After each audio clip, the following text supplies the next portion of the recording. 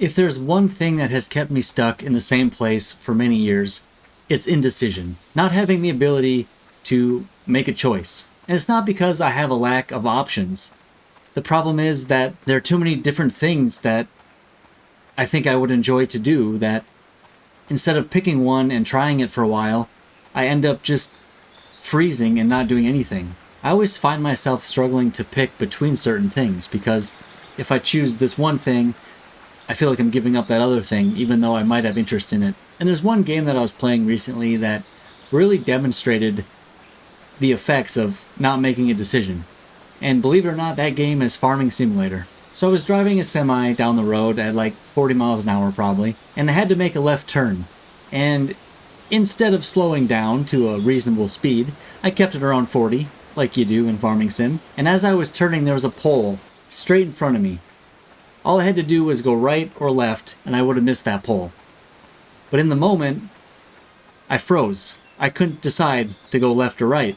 I just went straight, right into the pole, when I could easily have just picked one or the other directions and I would have been better off. And I think that, in a weird way, kind of relates to real life, where we don't make decisions because either they're too hard to make or we feel like we're going to miss out on something else.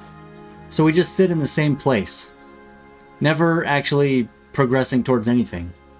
I know for me, making a YouTube channel was one of those decisions. I could never decide what kind of content I wanted to make. And for years, I went through this in my head, trying to figure out, well, what do I like? What would I like talking about? All these different scenarios, instead of just picking one and trying it for a while and seeing what happened and learning whether or not I even liked it. I basically rammed into a pole. And since then, I haven't even bothered to try backing up and going around it either direction. Until now. And we have to make a lot of different choices every single day. Most of which I don't think affect our lives in a meaningful way. But then there's these bigger decisions that we struggle with.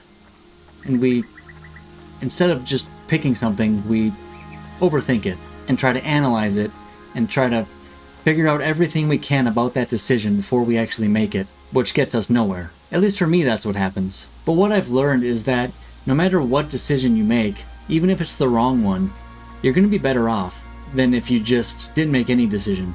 Because, in my opinion, not making a decision is the worst decision. And the quickest way to learn something is to pick something and go for it. Even if you end up hating it, or it's the wrong decision, or it was a mistake.